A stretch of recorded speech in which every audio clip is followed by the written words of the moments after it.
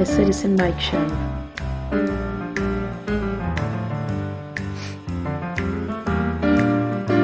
News. Commentary.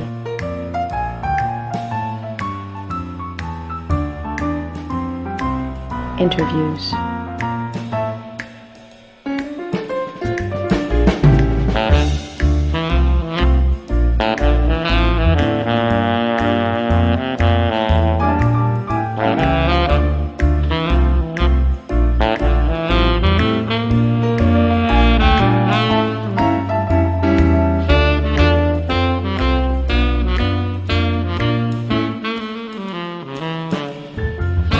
The Citizen Mike Show starts now. Welcome to the Citizen Mike Show. Thanks for tuning in. We do appreciate it. My name is Mike Brudzinski. On my right is the editor of the Record Journal, Ralph Tomaselli, and two special guests in the studio today. He is Gary Roberts from the state of Connecticut Judicial Branch, and Tasha Hunt, also from the state of Connecticut Judicial Branch. So I'm going to ask them to give their titles and a quick one-sentence description of your responsibilities with the state of Connecticut. Gary, take it away. Sure. Thank you, Mike. I'm the Executive Director of the Judicial Branch's Court Support Services Division, and I'm responsible to manage all of the adult probation, juvenile probation, pretrial services, family, criminal, and civil, and juvenile residential services. That's what we do when we work for the judges of the Superior Court. So this episode is about juvenile justice and juvenile court. So Tasha Hunt, how do you fit into that picture of juvenile justice? Yes, so my role is Deputy Director of Juvenile Probation. I also work for the Judicial Branch Court Support Services Division. And in my role, I'm responsible for the management and oversight of our 11 juvenile probation offices in the state. I work directly with the regional managers, the supervisors, and the staff in those offices. Yeah, so if we're going to talk about juvenile justice, we can't do better than this. Right. Yes. You know, you can't get any better than this. Just to start, because we got a lot of things we want to cover, but just to start, Gary, if you would go first and then Tasha pick it up when Gary leaves off, a quick description of the juvenile court system, the juvenile justice system, its goals, its means and methods, how you're doing, and maybe distinguish it from the adult court, the regular superior court. Yeah, sure. So I'll start and give a general overview of the course. We have 11 juvenile court locations throughout the state. We get in roughly between 8,500 and 9,000 referrals of juveniles a year to the court system. The juvenile court goes up to the age of 17. Okay, there are some charges in which a juvenile will go directly to the adult court. There's very few of those, and that's only juveniles that are 15 or older, right? We have about 120 juvenile probation officers that work for us in the branch, and we have supervisors and managers on top of that, and we manage approximately 2,000 cases on any given day. Tasha? Sure. As it relates to juvenile probation and our role, it really is to support the court. As Gary shared with you, we have, kids who are referred to the court. We work directly with the clients who are referred as well as with their families. And so you asked a question about just the goals of the juvenile justice system. And as it relates to juvenile probation, our role is to really work within a risk reduction framework. We are committed to making sure that kids are, when they come into the court, that their needs are met and that we are able to connect them to the appropriate services and really respond to the behaviors bringing them into court just within a risk reduction framework. And so we're looking to make sure that they don't reoffend. Some of our goals really rest upon, certainly accountability, public safety. We want to ensure that we are responding to, certainly the offense. And we want to make sure that when we are working with clients that we are using our best tools to assess them and connect them to the right services so that we can then make sure they don't return to the system. I like that start. Yeah. So what we've done for the both of you is we've put together a bunch of propositions, a bunch of statements, positions that either we've heard or we've imagined people are thinking or talking about, or we've read in the press. And we've strung these together. We're going to deal them out. Ralph and I are going to deal them out to you one at a time. My hope is that, as at least on my part, when I deal it out, I inject a little false attitude. I want a little edge to it. And whether or not I believe the attitude I inject is a totally different matter. But there are a lot of folks out there watching the juvenile court system, and some have faith and some don't have faith. And so we want to, in part, be their voice at least for the first part of the question, and then we'll get your response to it. So again, these are, I don't know, we have 10 or 15 little questions we want to throw out. You drew the name out of the hat, Right. to go first. I'll go first. So hit it. And this is one of the most common ones that we hear, which is that teenagers know that there are no real consequences to juvenile crimes. What do you think, Gary? Well, I think there certainly are consequences to juvenile crimes. I guess that's in the perception of the individual. But I can tell you that when juveniles come into the system, as Tasha talked about, and they're referred to us by the judges, right? That's what happens, and we work with our kids. We work for the judges, we go through a process, and it's about risk reduction, and it's about changing behavior from committing crimes to not committing crimes, right? But there's certainly consequences. Being under juvenile probation supervision is a consequence. Being in detention possibly while your case is pending is a consequence. Being adjudicated and having to remain in a secured setting is a consequence. So there are certainly consequences in the system from my perspective. Yeah. Tasha? I agree. I think, certainly there is that perception. And one of the things that juvenile probation officers are, obligated to do is to ensure that when a child comes into the court and they are placed under the order of the court, that they are monitoring those court orders and responding to any noncompliance. Juvenile probation officers have a graduated response system in place that really allows them to respond to noncompliance just based on the nature of that compliance. They have several options available to them to respond, and they also have incentives, which goes hand in hand. And so there are ways that officers can use that graduated response system to discourage the negative behaviors and encourage the positive behavior. So I want to get a little bit more specific. Can you give us some examples of what a judge's order might be, or the range of orders that a judge might give that your crew would have to sort of monitor and enforce, I guess? Correct. It definitely does depend on the status of the case. The number one thing that a judge must do is really find probable cause. And once a judge has found probable cause that the child has committed, a delinquent act or has violated a court, order, that judge is then able to make a determination around what should happen with the case. In the juvenile court system, cases come in to the court and they are dealt with in one of two ways, either non-judicially or judicially. A non-judicial case handling is more of an informal process with the probation officer, in which the officer is working directly with the client and family to address the behaviors bringing them into court. Non-judicial handling, that informal processing is really designated for those first and second time offenses. So let me throw some stuff out and just kind of crazy. Would drug testing be part of it? Would check in once a week be part of it? Would find a job be part of it? And I'm throwing stuff out that I have no idea if this is realistic or not. Just sort of relying on you guys. Would do your homework every day? I mean, I'm not sure what the judges might do that. You absolutely are right. And some of the things that you mentioned, when I was sharing with you about non-judicial cases, probation officers have the authority in those types of informal cases to put certain things like that in place. But for the judicial case that's gone in front of the judge can order drug testing, can order the client to cooperate with psychological examinations.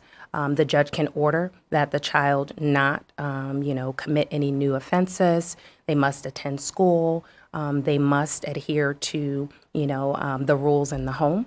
The probation officer is typically granted authority to use graduated responses, which means that probation officer can do everything from, warn the child regarding noncompliance all the way up to electronic monitoring if there's a need to do that.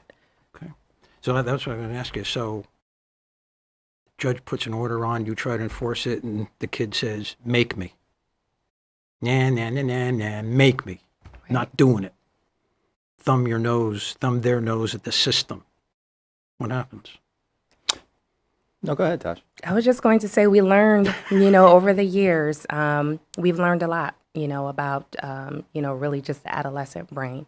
And we learned a lot about what it takes to, beyond just working with juveniles, what it takes to really change behaviors and to get, a client to the place where they're able to see for themselves through the use of training that probation officers receive in motivational interviewing, as well as strength-based approaches to really help that client begin to identify the areas of concern and to articulate, how they can be a part of the change process. And so it really is all around cognitive, development and really tapping into the client's strengths and getting them to a place where they are a part of the solution, because we all know that, just telling anyone to make a change just based on our own personal experiences, that's not, an easy thing to do. Yeah, Ralph.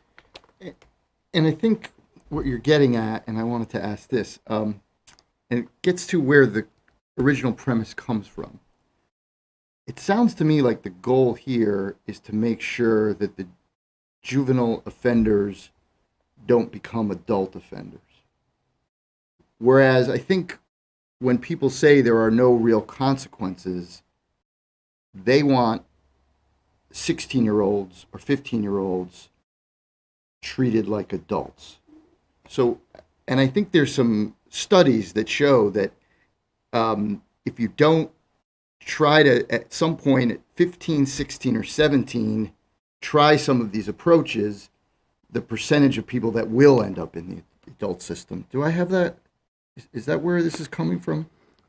Yeah, I think we absolutely agree with that. And the reality is, right, Ralph, that 15, 16, and 17-year-olds are not adults, right? I mean, Right. They're, as Tasha said, their brains are still developing, and they have much different needs and much different thought processes than adults do. So it's our job to work with them, as Tasha said, to motivate them, to identify how they can move forward in a positive manner, and to try to keep them out of the system, right?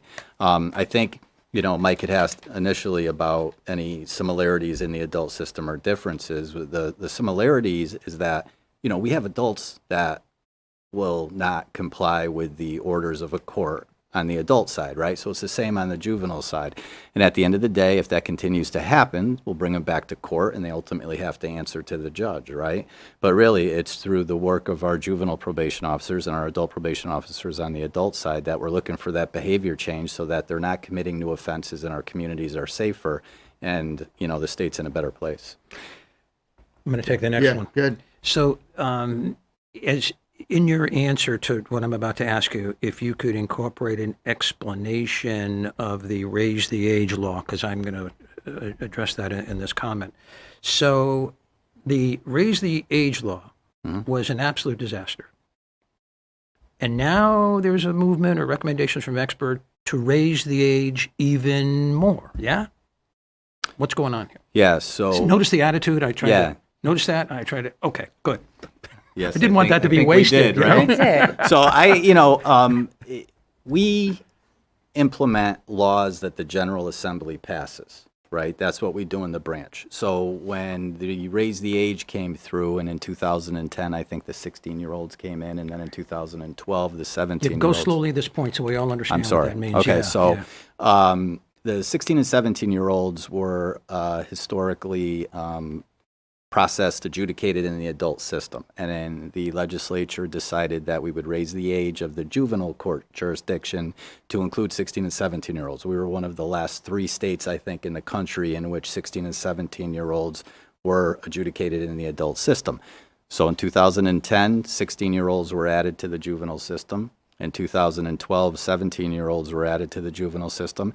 And I can tell you from the data that we did not see the cases coming into the juvenile court that we thought we would see with respect to 16 and 17-year-olds. So 16 and 17-year-olds are being arrested at lower rates now than they were in the past. There are fewer young people in adult prisons today in the 18 to 21-year-old range than there have been in the past. So the thought that raise the age 16 and 17 9 and 7 years ago is a disaster, I think the data would maybe suggest otherwise. So someone wants to raise it more. What's the current thinking there? So again, that's a decision that has to be made by, our legislators, the General Assembly, and if they determine that that's the course that they feel is appropriate for the state to move forward in, we will implement those changes in the court system. Let me read something. You're good. This comes from the TOW, T-O-W, I think. TOW. TOW. Yeah. Youth Justice Institute, the very part of the University of New Haven. And they have hundreds of pages of stuff on juvenile justice. Very good. It's very good. But I picked this one out. Studies show that young people prosecuted as adults are more likely to reoffend and even to escalate into more serious crimes than their peers prosecuted in juvenile court, creating a threat to the safety of communities. In addition, youth in adult prison are also at high risk for suicide and assault. A misconception about the raise the age legislation is the impact on community safety. The change does not mean that youth 15 to 20 years old charged with serious crimes would would be processed in the juvenile system. They will continue to be transferred into the adult system. And this has to do with what we now, it goes on to say, what is known about brain development from studies of neuroscience tells us the adult justice system does not work effectively for the emerging adult population ages 18 to 21. I think that is sort of where you were going with this, but there's something else out of there that I wanted to run by you. There seems to be a recommendation that the removal of youth whose cases are transferred to the adult court from custody by July 1, 2021. I'm not sure what that means, but does that mean every juvenile in the adult correctional system will be pulled out? Sure. That's the recommendation. That's not the law, but I understand Right. That's the recommendation. So that's a recommendation that's coming out of Are you the- getting paid enough to monitor all this stuff and implement it here? Yeah, we could get to that too. Okay. That's- So the recommendation is coming out of the Juvenile Justice Policy Oversight Commission, the JJPOC, and that recommendation is is suggesting that 18, 19, and 20-year-olds are not housed in Department of Correction adult facilities while their cases are pending or after they're adjudicated if there's a period of incarceration. It does not say that they would be housed by the judicial branch. It says 18, 19, and 20-year-olds will not be housed in a Department of Correction facility. Where are they supposed to go? That's the question. So I Yeah. think the TOW Youth Institute is going to be working with some national experts to see how other states handle that age range in the criminal justice system in different states, and to make a recommendation to the JJPOC and ultimately to the legislature through the JJPOC as to what an appropriate course of action may be for where those kids are held. Yeah, Ralph. Well, I think you're making some excellent points, and what I was also trying to get across was that statistically, putting people in jail at younger ages presents long-term problems. The issue that I see as a journalist is, and I've seen it over time, and especially of late with car break-ins, is if you've had your car broken into, or if you're in a neighborhood where 20 people have had a car broken into, this just sounds like, not them, me and you, kind of liberal leftist theory that really isn't solving crime. And I don't know how to address that. I don't think there's any way to address that with people, but that's how it sounds. Well, let me take a swing at it, Yeah, then we'll go to Gary and Tasha. So if the data shows if a juvenile goes into doing hard time or Right, whatever you right. want to call it, they go into hard time. They also get out. Right. They also get out. So good everyone point. feels great we put them away, Yeah, we right. threw away Good the key, we were tough on them, we showed them real consequence, but then they get out. And the worse than when they go in. Right. And so maybe short term you feel good about, oh, we were tough on them. But long term, it comes back to haunt you. That decision to be tough comes back to haunt you because they come out worse than before committing more crimes. I mean, is that the thinking, the theory? Is that the data? Is that what are your thoughts on my Yeah, thoughts here? Absolutely. I mean, everything that we've read, as it relates to just the research done in this category is spot on as it relates to just the long term, negative effects of placing kids in, prison doing hard time. I think, aside from what you spoke of with respect to suicides and assaults, I think we can't overlook the fact that the juvenile justice system really provides a developmentally appropriate response to the needs of juveniles. And so they're able to get that rehabilitation that's needed, through services that are designed, to really address the root cause of what's bringing them into the system. A lot of our children that we see, oftentimes they're coming with significant mental health, concerns, disorders. They're coming to us with, extensive, abuse and neglect histories. They need the type of support, to address those, unfortunate circumstances as opposed to just locking them up. So maybe the hardest question I have for the both of you on this topic is, I know that's the theory, to give them support, give them help, give them treatment, give them guidance, at the same time holding them accountable. And I'm talking about the population that are confined in some way at various levels. Are they really getting the kind of help, support that they need? I know in theory that's supposed to be how it goes, but is it happening? Yeah, I mean, I think here in Connecticut, we're fortunate that we do have a good amount of resources that are available to the youth that we serve, and whether it's through how our juvenile probation officers, approach their supervision of these kids in conjunction with the community-based services that we have that are available to them for the cognitive behavioral thinking treatment, right, that Tasha was talking about before. We have residential programs that get to behavioral health issues, to substance abuse issues. So we do have a fairly It's working, you think? robust. We are definitely changing behavior of kids, but they're kids, and it has to be the right time. It's the same on the adult side, right? That the timing has to be right, the engagement has to be right. But we are seeing positive outcomes with the kids that we work with in the juvenile probation system. Sure. So don't be surprised if a year from now, 2 years from now, we see another initiative in the legislature to raise the age again from 18 to 19-year-olds. That seems to be where the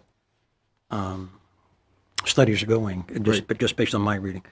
So I got another one for you. Change the subject. Absolutely. So neighborhood in Wallingford is raided, right? Car break-ins. I'm not saying thefts necessarily, but let's throw in a theft or two. A quick joyride around the block or something, and they leave the car at some parking lot in the middle of town. And the police catch them red-handed. They got to let them go. So we hear they got to let them go. And it's called catch and release. And it doesn't work. It'll never work, but that's a system, and it ain't going to change. True, Sure. false, a mixture of the two? So what's going on there? and notice the attitude I tried to get. I can sense the attitude. You're Can doing you, a good Tasha? job at it, yes. I can sense, and I can sense the frustration on that too, because we've had conversations with different police chiefs from around the state about this issue, and there's grounds for detention. There's grounds to hold a juvenile in detention while the case is pending that a judge can act upon, and that is if they are a threat to the public or the community, if they're a threat not to show up for court, or if another state has an interest or a warrant in that juvenile, then they can be held. So there is a mechanism to hold that juvenile, and maybe you want to talk a little bit, Tasha, about when the police take a youth, a juvenile into custody, what their option is at that point to get the juvenile into detention? Yes, so, I think what happens at that first point of contact really determines kind of how that case moves along the system. The police officer has options available to them at the point of contact with, any child that's, Point of contact is the arrest. correct. So they Yeah, come yeah. into contact with that child and they determine there is, just cause for an arrest. That officer has the ability to just, issue a warning and release that child with no further action. They can issue a summons to that child and release them to a parent or a guardian, and in some instances, even to the child's, own custody, if that's appropriate. Police officers in most communities, not every community, has access to juvenile review boards and youth service bureaus where they can refer the child, or they can go to a judge and request an order to detain. And if that judge were to sign it and issue that order, that child can then be taken into custody. It does go back to what Gary talked about with respect to the grounds for detention, because a judge is going to have to find, when that officer comes to them with a request for an order to take that child into custody, they're going to ask, that officer very specifically to demonstrate that there's probable cause, that the child committed that offense, that there is no less restrictive environment where that child can go. And What is that last one? What is the less restrictive environment mean? meaning that the only place that's appropriate based on the nature of that offense is detention. They can't go There home, you mean? isn't, Is that what it's that not would mean? appropriate to go anywhere like home or any other place that's less restrictive. And so once that judge makes that finding, they also have to find that the child has, or meets the grounds for detention. And Gary outlined what those grounds are. Once the judge signs that take into custody order, the police officer is then able to bring that child to any one of the two juvenile detention centers. The judge, will sign it, the child will go in, and then that child has to be presented to the court no less than 1 business day following, their detainment. Once that case goes into court, the judge is then going to, of course, speak to the issue of probable cause, and then there will be a determination made around if that child is in fact a risk to public safety. We have a process, an internal process that's driven by statute that requires the court to use a detention eligibility screen, which really looks at risk and determines if the child in fact is a risk to public safety. And that information is just presented to the judge as a guideline. And the judge has the discretion at that point to release or to remand that child to detention up to 7 days. Your thoughts? My thought is, Or- yeah. that there are actually a lot of options if you're a juvenile. Now, let's say the person that stole your car was 20 or 21. They're going to get a relatively low bail that they're going to be able to post, and they're going to be out right away. So I don't know where this comes from, that people must be not aware of the fact that adults have a right to bail. Bail cannot be used punitively, so relatively low bails are set. And again, I'll just make one other point. It's just a comment that people are so concerned about this catch and release when it comes to car break-ins and stolen cars by juveniles. But what I see every day in working in a newsroom is domestic violent offenders who are adults who repeatedly offend and then are given a promise to appear back in court, no bail, usually with some restrictions, such as don't go near the person you just assaulted. And to me as a journalist, that just screams out to me so much more. Catch and release on They steroids. catch it. So why? Again, I'm not saying. Listen, if my car is stolen, I'm angry, and I'm angry at the person that did it. I get that part, but the context of it is that you have these domestic cases that talk about catch and release that are headed for disaster. I want to put some details, Tasha and Gary, on on what you just described. So imagine it's 2:30 in the morning. Kid is caught red-handed, breaking into cars and then going on a joyride. Wallingford police officer shows up. Tasha, as you described, he has some choices. But my question is, does he really? He has to call up a judge. I think I said 2:30 in the morning. Is a judge going to be answering the phone? Yes, there Okay. is That's- certainly on-call availability throughout the state. And so can the judge give sort of an on-the-spot or an emailed or faxed signed order? So, yeah, lock them up. I mean, can the judge do that The judge is going to want to see upon a showing? the documents Yeah. outlining where the probable cause is so that they can then move forward with signing the actual But let's say the judge is satisfied, but I can see the police officer's got some paperwork now that, sort of a burden of proof he's got to make out to the judge. I'm getting that. And then if the judge signs some sort of a detention order, what does the Wallingford police officer do with his juvenile? He's got the juvenile in his left hand and an order from the judge in the right hand. Where's he got to go? Bridgeport, Hartford? He's got to put in for overtime if he's about to get off shift. I mean, he can't put him in the Wallingford lockup, I assume, because that's an adult cell, Correct. basically. And is there room in Bridgeport, in Hartford? Are there beds? Are there slots? Or is the police officer being told, don't take him here, we don't have room for him? Right. There is no question that there's always, room and available resources. It doesn't, go without question that it requires, some work on the part of the officer to complete the paperwork and to provide, the necessary transportation. But there's always an opportunity for us to receive a child that, has an active order. Ralph, you're up. Well, this is one that I sometimes try to explain to people who have just had their car broken into, and I get nowhere, and I just want to, this is what they're saying to me. Motor vehicle thefts are up all over the state, and they're spiking, and no one's doing anything about it. So they feel overwhelmed by car break-ins and thefts. Yeah, so I think in the last year and a half, there has been a slight increase in car thefts throughout the state. There's some presentations out there that the Office of Policy and Management has presented on some data in which it shows that car thefts are significantly down from 15, 20 years ago. And that's true across the country. But what's also true across the country is that other states are also seeing a slight increase in car thefts, right? I would just say to people, take your key fobs out of the car so it's not in there, because many of these car thefts are the result of people leaving their fobs in cars. And I've had my car broken into, and I can understand how that feels and the frustration.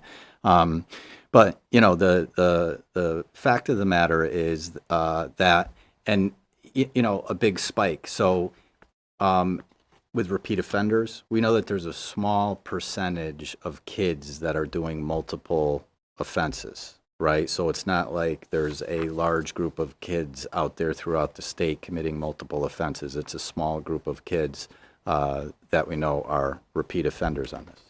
Yeah. Follow up? Well, just some statistics that Gary touched on, but just to highlight it. And this is on motor vehicle theft. Connecticut motor vehicle thefts, as this report says, largely mirror the national trend. Over the last 10 years, motor vehicle thefts are down 19% nationally and 17% Connecticut. And for those of us like me, who's a journalist since the mid-'80s, this next one I know, motor vehicle thefts are down 43% over the last 20 years in Connecticut. So again, there has been some spike in recent years, but even when you count in those spikes, crime is down overall. So there is a decrease in the big cities in Right. motor vehicle Excellent point. thefts, a big decrease. Right. But to some degree, the suburbs have seen a slight tick up. So the decrease in the big cities draws the larger number down. Right. But if you live in a, let's say, an affluent town bordering Route 91 or Route 84, Right. Susan, begin to tee up those maps. We're just a couple seconds away from that. And maybe in some of these suburbs, it's going up a bit. So maybe it depends on who you are, where you live, Absolutely. that guides your perception. So some people call it a spoken wheel trend, and this again comes from the Tao Youth Justice Institute, and I'm talking now about towns like Wallingford, under 50,000 population, according to this, all towns. Right. It's gone up. 27%. Less than 25,000 population, up 20%, 21%. You live in a small town, it goes up.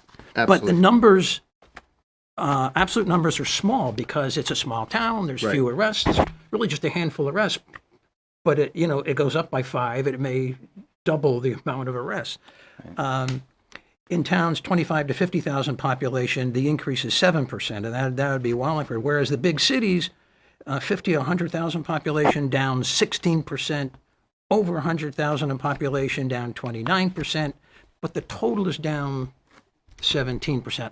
Now, Waterbury's a special problem, and I don't want to get into the Waterbury situation because there's something going on there. They're going to have to figure that out on a regional, I guess, on a regional basis.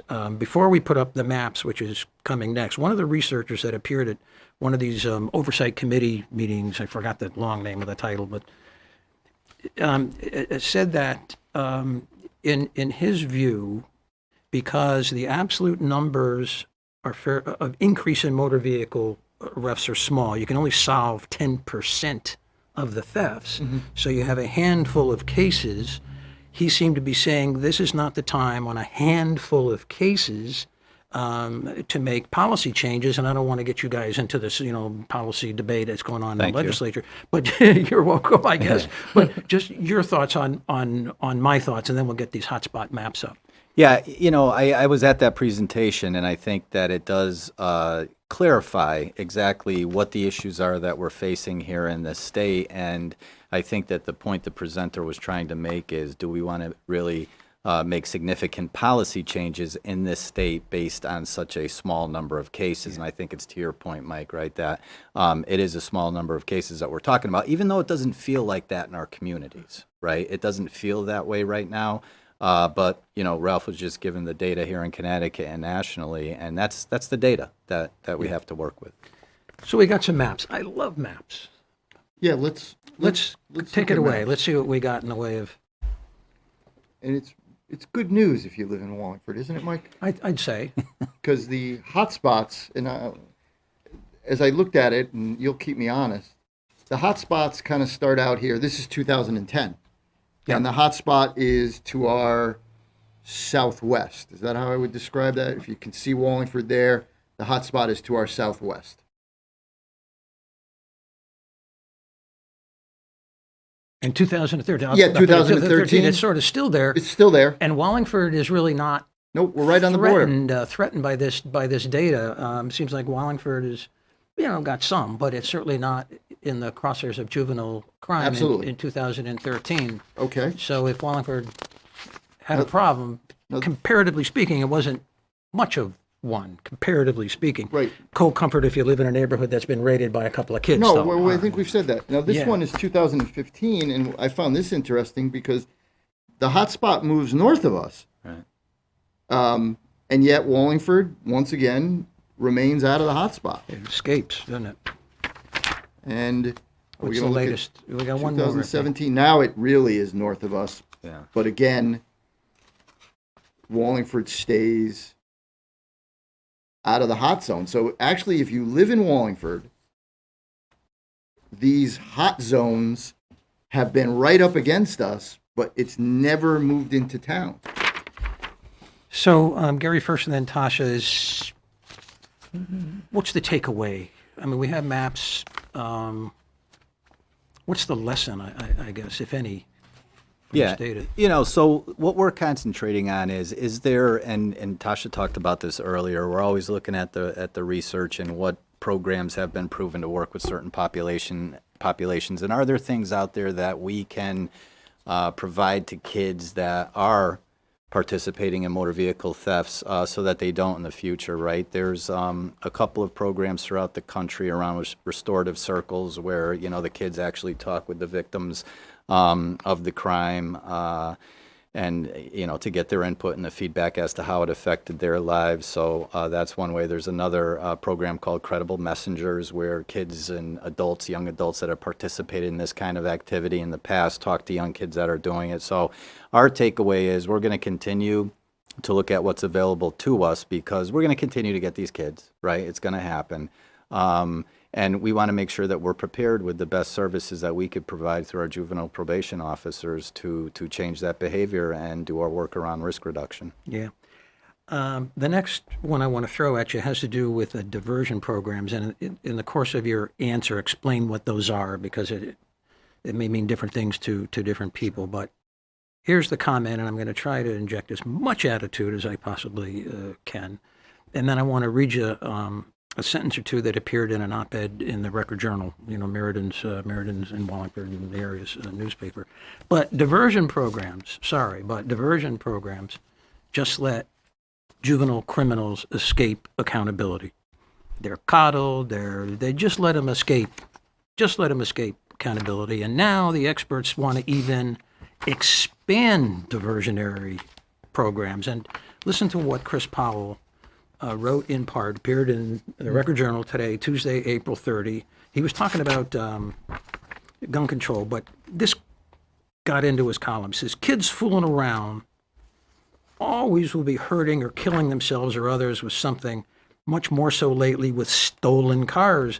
But after stealing cars in Connecticut, they soon discover that the objective of the criminal justice system is only to keep them out of jail. True or false? Or in between. Yeah. I mean, I could definitely see where some, people have their own thoughts about diversion. The reality is that true diversion happens long before a case is referred to the juvenile court. There is front-end diversion that's available in the communities. Diversion? Just walk us through Correct. that. Yeah. And so front-end diversion looks more like the juvenile review boards that I mentioned earlier that are located in most towns, not all. They are, made up of, community members, representatives from various state agencies, just people who really want to be a part of the solution. They're volunteering their time. Oftentimes, they're pulling together funding resources to ensure that they're able to provide services to children and families. They may be able to connect them to behavioral health services that are available in the community. They may be able to connect kids to pro-social opportunities. We're talking about low-level, risk, clients. So clients who, maybe it's their first or second time getting involved in some type of behavior. It may very well be that incident that occurred, maybe in school or in the community and can benefit from someone, really connecting that child to a service and keeping them out of the court system. That's front-end diversion. As far as what happens when cases come into court, there is the notion of diverting kids away from residential placement, kids who just don't warrant that level of response. And I think when you start to talk about the more serious offenses, you really have to look at, our approach to working with kids is within risk reduction. We are using validated risk tools to really help us better understand who has the greatest likelihood of reoffending. And we want our resources to go to the ones who are, reoffending at a high rate or who have the likelihood of reoffending at a high rate. So I'm going to keep up my attitude here. I think from what I'm hearing, Chris Powell is absolutely correct that the objective of the criminal justice system as it pertains to juveniles is to keep them out of jail. I guess the footnote would be, dear Chris, that's a good thing. But he meant it as a bad thing. Just a final thought on that, and I'm going to get to another quote about secrecy. But admitted, conceded, we want to keep him out of jail. Back at you, Chris Powell, right? Yeah. Isn't that what we're supposed to be? Yeah, and I think your comment earlier was spot on in that you said, even when we send these kids in or adults in, right, they're going to get out at some point. right? So if we can work with them in the way that Yeah. Tasha was talking about, and we can change their behavior, we're all better off. The system is prepared, though. I mean, if whether it's a juvenile or an adult, and a person has to be incapacitated and incarcerated, then the system has that ability. So it's not that it never happens. So let's talk about that for a minute.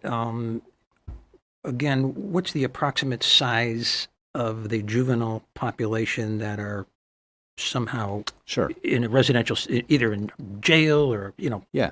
sort So of confined? sure. So How many? we have two juvenile detention centers, one in Hartford and one in Bridgeport.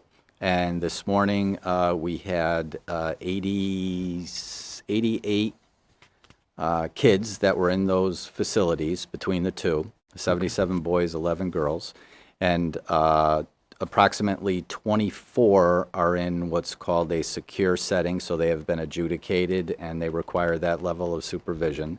And then the balance would be their pretrials. So typically our census runs between, I would say, 65 and 70 to 90. That's typically the number of kids that we have in. Doesn't sound like a lot, but your thoughts? Well, just on the general,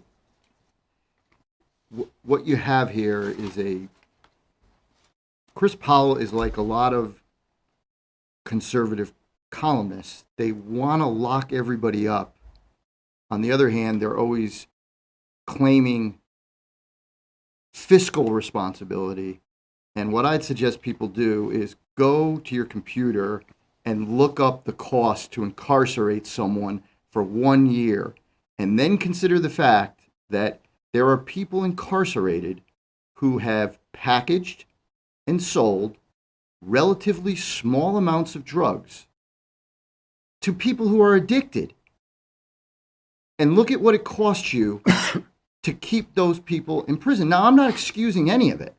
They're breaking the law. But when you are packaging small amounts of drugs for sale, selling them to addicted people, and then it's costing me $50,000 a year or more to keep you in prison, probably a lot more than that. I mean, where's the fiscal sense in that? And that's been, testified to, commented on, verified. It's an mind-boggling. expensive option, very expensive option. Yeah. I just want to read a couple of things that, again, come out of this TAO material that I have, the Youth Justice Institute out of the University of New Haven, for whatever it's worth. Early on, the JJPOC, that Oversight, Juvenile Justice Policy and Oversight Committee, I got that one, developed goals to improve youth justice in the state to be achieved by mid-2018, increased diversion of children and youth from juvenile court by 20%, decreased the number of children and youth confined or incarcerated in state-run facilities by 30%, and decreased the rate of recidivism among juvenile offenders by 10%. So there seems to be like two different cultures going on, at least as a layman, from what I see. You have the culture going on in the neighborhood, be tougher. Be tougher. Grab them, keep them, lock them up for a long period of time. Yeah. And those experts in the field that sort of see the bigger picture say, no, that's actually the wrong direction.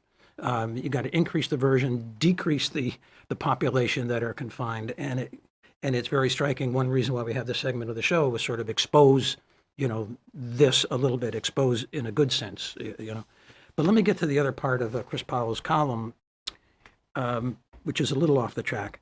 He talks about a particular case, a particular kid that was arrested, something serious. I mean, he wasn't fooling around. The prosecutor said that the young man had been in and out of juvenile court for stealing cars for 2 years before the crash and still faces a murder charge and a shooting 2 days earlier. Another triumph of Connecticut's secret juvenile courts. I underlined it for the word secret. Why would Chris Powell use that word? Yeah, go I ahead, think that, what Mr. Powell is referring to would be the protections that are afforded to children in the juvenile court system. Oftentimes, I think people are, take exception to some of those protections. One of the most, in my opinion, unique aspects of the juvenile court system is just around confidentiality and the fact that, Juvenile courts, are set up so that hearings are closed.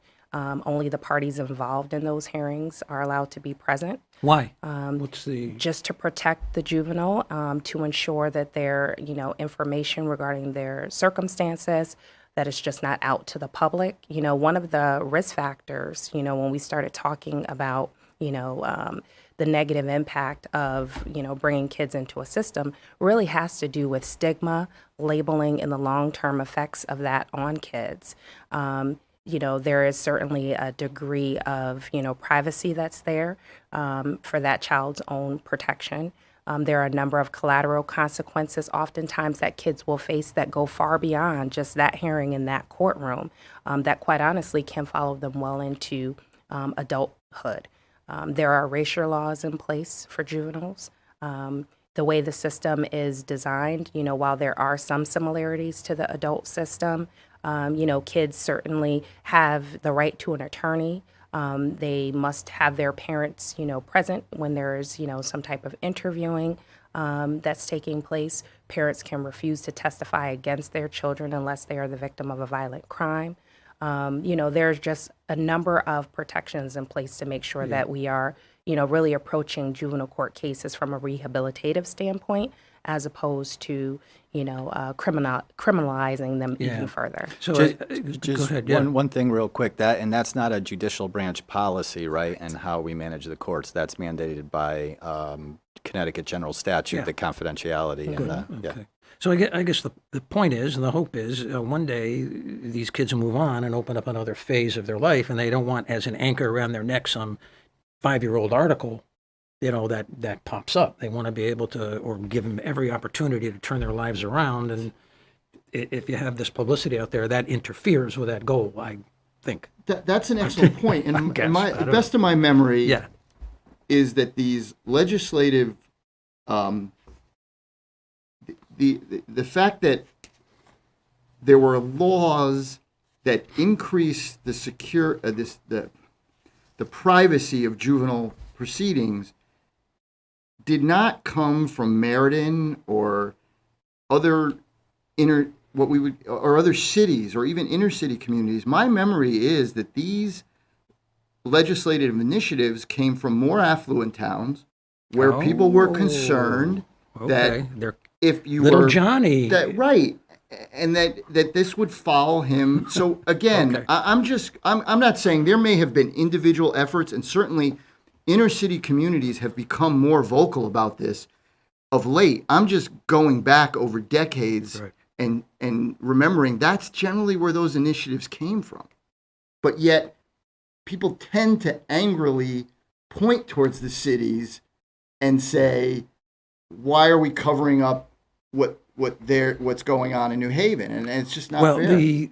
I think the implication of those who say that is you're only keeping it secret because you're ashamed of your program. It's not working, and you don't want to admit it. I think that's where Chris Powell was coming from. And a that's secret okay. system. And not to because this one, but guess. anybody like me who had to cover inner city areas, areas we associate with crime. Yeah. Whether or not their juvenile crimes are secret was not that was not a topic that was foremost in their mind. Right. Were their juvenile crimes or any of their crimes going to be kept? That's not where this came from. Yeah. Okay. And I think it's also important to point out just the connection that's federal law, also that drives that whole piece. Okay. And, when we look at all of the players, and there are a number of players involved in a juvenile court case, the one player who tends to be on the outskirts of it all oftentimes is the victim. And fortunately, there's state statute that does allow for information sharing with the victim. There are a number of, key stakeholders who are identified in statute who have access to juvenile information either for the purpose of serving that juvenile or for the purpose of conducting legitimate investigations and, just court work. So there is information that's out there. It's just a matter of who has access to it. So we got maybe about 4 minutes left, and I'm going to try to squeeze in 2 questions, so we got to be pithy with this. We have heard that juvenile detention, I'm not talking about the adult system, but the juvenile detention is so loose and lax, kids game the system, they kind of mock it, take advantage of it, they don't take it seriously. True or false? Or in between? No, I mean, juvenile detention is a secure facility, and we run a very good facility. They're accredited through the American Correctional Association and the National Commission on Health Care. So we're duly accredited. I think we're the only state in the country that has duly accredited detention system. So I'm not quite sure where that characterization of our detention centers comes from, Mike. But we do a very good job, and our juvenile detention staff do an outstanding job of providing safe, secure facilities for the kids. And finally, this is going to be the last word. When a juvenile is transferred to the adult docket, does that mean that he can be sentenced like an adult, do 10 years time, 20 years, 15, big, long sentences, and housed in with hardened adults? Is that what that means when you transfer to the Yes. adult docket? Yeah. So when they're in the adult court system, when they're transferred to the adult docket, the same penalties for that particular statute violation They're in apply. the yard with a general adult population, so to speak. They're Well, yeah, and the Department of Correction can speak more to this issue, but I believe that, they have the Manson Youth Institute where they try to separate the younger kids or the younger emerging adults that they have in the adult system from the other adults. yeah. Yeah. Let's make that the final Sure. specific word on it. Gary, I want to give you, if you want, maybe 15 or 20 seconds for sort of like the final philosophical thought. Yeah. What your hopes are going forward. Sure. So I just want to say that again, we're fortunate here in Connecticut. The legislature does provide us with services for the kids that we supervise, and I think we have an outstanding juvenile probation system and juvenile probation officers, and the same with our juvenile detention centers. But we can always do better, and that's what we're here to do, is to see where we can make improvements, because at the end of the day, we're about risk reduction and making our community safer, and we can always do better, right? So that's our charge, and we're going to continue to work at it. Let's make that the final word. Thanks, Tasha Hunt and Gary Roberge, for coming on Thank the you. Citizen Mike Show. Thanks. Our viewers in Wallingford and everyone who watches YouTube, I think should be impressed with the information that you've given us. So Thank you. we deeply thank you, and WPAA thanks you also. And thank you, the viewers of the Citizen Mike Show, for tuning in. We're here at WPAA. It'll go up on the channel, WPAA.tv, Thursdays, Fridays, Monday, Tuesday, and Wednesdays. In a couple of days, it's up on YouTube. If you're familiar with YouTube, and I know you all are if you watch this show, go to the Citizen Mike Wallingford channel, follow all the usual prompts and be able to get it, or get in touch with me through the studio. We can email you a direct link to the Citizen Mike Show. Again, thanks to Gary Roberge and Tasha Hunt. Good night, everybody.